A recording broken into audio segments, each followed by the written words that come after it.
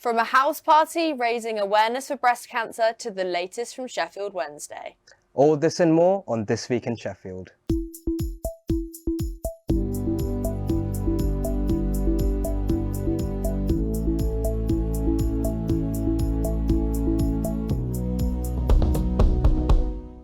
I'm Orko.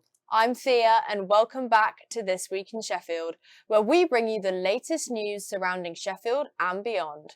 Here are today's top stories. The university's Poetry Society held an open mic at the Rainer Lounge with people of all abilities coming down and sharing their verses with a packed out crowd in attendance.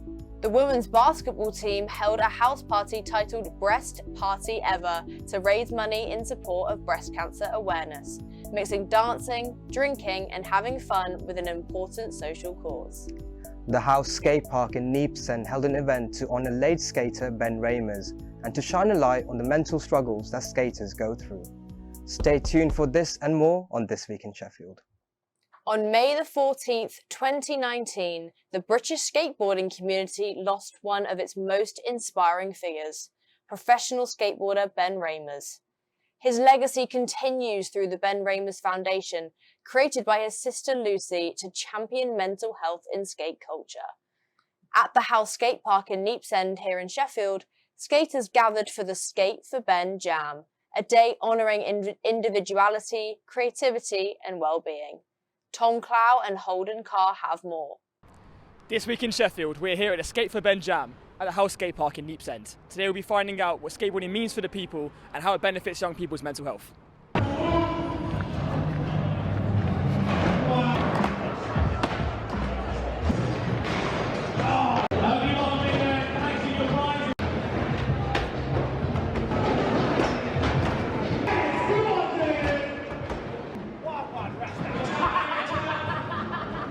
We're here at the Skate Jam at the House for Ben Ramers, celebrating mental health. What does skating mean to you? It's just a community, isn't it? Like everyone's sound and it just brings everyone together. It's nice to see the different generation of people getting together and just enjoying themselves.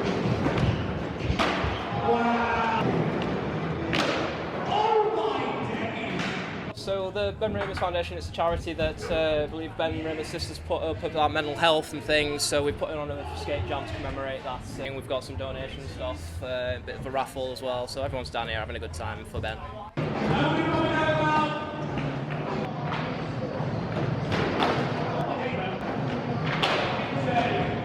While skating, is there any standout moment you can remember where you really felt that sense of community? I mean, right now, it's very, we were just talking outside, isn't it? Yeah. It was like a bit surreal, isn't it? It's very nice, everyone comes together.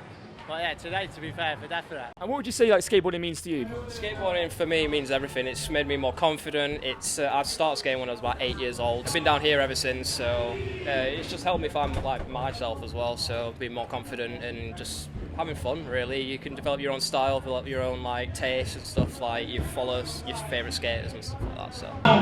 Watch out! Everyone, watch out!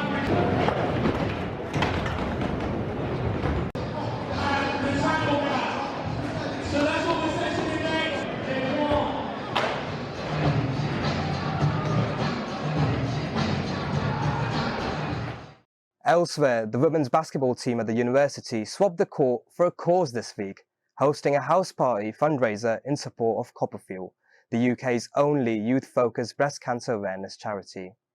The event aimed to raise awareness about breast cancer and encourage young people to check themselves regularly. Our reporter Mia Mansour went down to see how the night unfolded. Today, I'm outside the Women's Basketball Society's house party fundraiser, where music, bras over t-shirts and excessive drinking are all in support of Copperfield UK in the fight against breast cancer. Behind the fun and fundraising, several organisers and attendees have highlighted the importance of raising awareness for breast cancer. What made you want to throw a fundraiser for Copperfield UK? I think it was really important for us that we did something for a female charity. There's a lot of emphasis on women, which is really important. We thought, like, also being a women's society, we should do something that's like empowering to women, especially like lifts up a women's cause. And to be fair, it's not just for women. Breast cancer can affect everyone, and especially like Copperfield does have some emphasis on working for young people and helping young women like identify when they have breast cancer and to destigmatise checking. So we thought it was really important especially people like our age.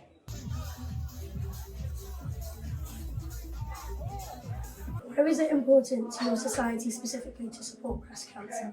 I think just because we're a women's club and we really want to like promote female empowerment. Last year we did a lot about women in sports and stuff like that, so I think we just want to continue that and shed light on different aspects of being a woman, and it affects so many people anyways that like I think as a club we just form such a good family that it's such a good environment to like, build it up in.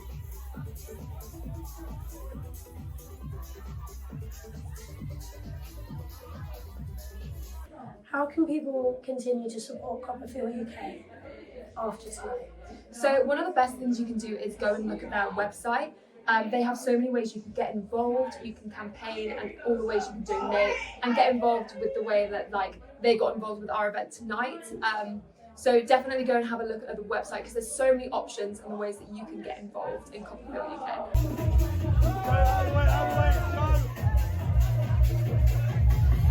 No, I think it's good. It's raising awareness for the fact that like not just women can get breast cancer, and it's also like how you know, signs for it and stuff. Like men need to be checking more, women need to be checking more. We all need to be more aware of it, and I think it's good that people are like this young are bringing awareness to it because it's good to get it early. So now, the University of Sheffield's Poetry Society held their first open mic night of the year at a new venue for the first time. The society, which was founded in 2013 for poetry enthusiasts and students alike, have created a safe space for their members to express themselves or just to come along and listen to the other talented performers over the last 7 years. This event marked their 5th venue change in 4 years, but they have now returned home in the Students' Union. Richard Wilding has more. Tonight, the University of Sheffield Poetry Society hosts their first open mic of this academic year, here in Bar 1. Caught up with some of the members to discuss the challenges that they've been facing over the past few years and to get their opinion of the new venue, with the society saying it now feel a home at the back in the SU in a permanent venue. Over the past 3 years, the Poetry Society has been facing challenges such as lack of funding, venues closing that previously held their events, and also venues backing out from holding their events at the last minute. But yeah, the society still continues to thrive. This is part of the committee members, but also the society members themselves. They turn up week in and week out for these events. Well, I mean, it started in COVID. Obviously, there was a lot of troubles in COVID with low members, and then trying to rebuild after that. Trying to find a venue was very difficult. We went through a period where every year we'd find a new venue, and by the end of the year we have to find a new one because it either closed down because of COVID or because they weren't in their venue anymore. And also we struggle with venues not being accessible, having stairs, therefore not everyone could go to the open mic. To actually have it established and feel like it's actually like the university is promoting it is really cool, and to actually have such a cool venue to be in that feels way more established. In poetry societies, we try and make it free for everyone to come, and therefore we don't actually raise that much money throughout the year. Instead, we try and get a grant from the SU in order to do our big event, which is fund people to go to Unislam, which is a national poetry competition, and we want everyone to be able to go to Unislam, no matter, like, you shouldn't have to pay your way there. And this one is called Unspoken Delicacies. My dear, what is it in selfish desire that we have invented that no synonym dare better fit, yet us neither bear the liver to speak it? We're all very passionate about it. We're very passionate about poetry, and it's not only the committee members and the people who are actively putting this on, but it's all the students and even people outside the students, just part of the Poetry Circle in Sheffield and from beyond Sheffield, that come here every single month. They've really turned into a community and a bit of a family. Everyone's really supportive of each other, and they show up wherever we're at. They all try to help us find spaces. Everyone's just been very committed to making this happen. Richard Wilding, This Week in Sheffield. Now, it's fair to say that the top sports story across the country has been Sheffield Wednesday's descent into administration and the club's quest to find new owners to lead them back to glory. We've got Max Morris with the latest from Sheff Wednesday and more sports news. Thanks, guys. Well, living in Sheffield, it's been pretty hard to escape the news of Sheffield Wednesday. They were placed into administration last Friday as a winding up order over their £1 million debt to HMRC loomed. As per EFL rules, the Championship side will also hit with an automatic 12-point deduction. The move follows months of uncertainty at the club, in which fans have made their opinions clear that they wanted now former owner Desmond Chanzeri out of their club. The Owls were placed under transfer embargoes and staff were paid late on 5 separate occasions, with players' pay also being affected. Many fans have been protesting and boycotting matches over the now former owner. But since the club were placed into administration on Friday, TNT reported that Wednesday fans have spent over £200,000 in the club shop. Some of the thousands flocking back into Hillsborough on Saturday told Forge TV Sam Burton that there was a feeling of relief after his decade-long tenure was over. Fantastic. He should have gone 3 months ago. I thought he was actually going to run the whole club into the ground. And I was really surprised that the EFL or the FA didn't step in any sooner. It's just been horrible. I mean, it's our club. It's not his club. It's our club. Yeah, a points deduction it's a small price to pay because at the end of the day we've got our club back. We've got our club back. We've got our club back. The Owls currently sit bottom of the Championship table on -6 points. They travel to the Hawthorns to face 11th place West Brom on Saturday in the early kick-off. And with relegation looking incredibly hard to escape, can Sheffield Wednesday do the impossible? And it's not going too well on the other side of the Still City either. Sheffield United are only 2 places above Wednesday, also joining them in the relegation zone. With Wilder's return, I understand the mood has slightly improved around Shirecliffe, but Wilder's men are in dying need for some good and consistent form. They'll be hosting relegation rivals Derby County on Saturday.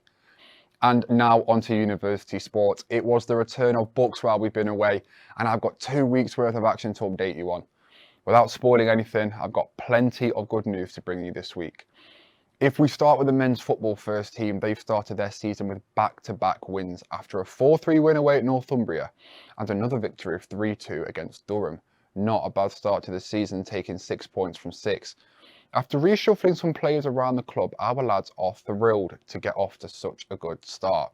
Their next game is away once again in Newcastle, and the boys will be working hard to extend their 100% record so far this season. And onto the women now, they are also 2 wins from 2. They kicked off with an emphatic 7-4 victory away in Northumbria before they grabbed their first home win of the season in a 3-2 victory against a tough Newcastle side who were full of quality. Centre-back Kate French insists the team do need to stay relaxed to keep building momentum.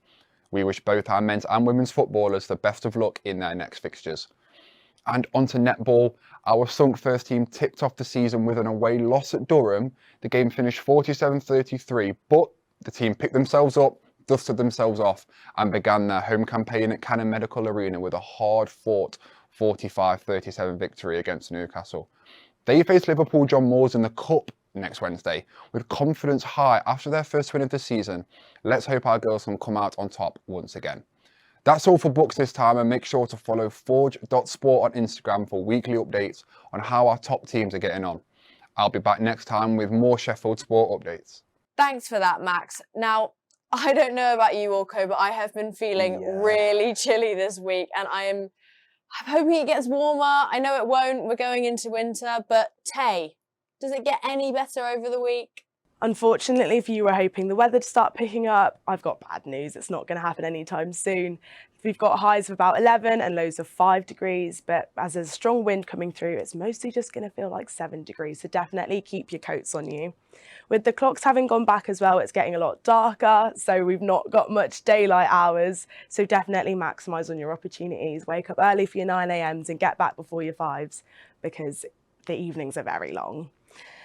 On some lighter news, we've got Halloween weekend coming up and I'm very excited for that. The temperature is looking to spike on Friday as we might be getting 15 degrees hopefully, but I wouldn't get too excited because, as I said, there's a strong wind coming through, so it's expected to be a very windy Halloween weekend. So definitely maybe put aside your inflatable dinosaur costumes for this year. It's probably not going to go down very well for you. That being said, there are a few showers that we're expecting, but it should clear up by Sunday and we should have a nice bright Sunday afternoon. That's all from me. I hope you enjoy your weekend and we'll see you next time. Thanks for that, Tay. Now, Halloween's just around the corner, Thea. What are you going to dress up as? I'm going as Darth Vader. Oh, wow. Just saying. What about you? I'm going to be Jesse Pinkman. I'm being lazy this year. But, you know, it's going to be a great week ahead. And that's all we've got for you this week. We hope you have a great week. Bye for now.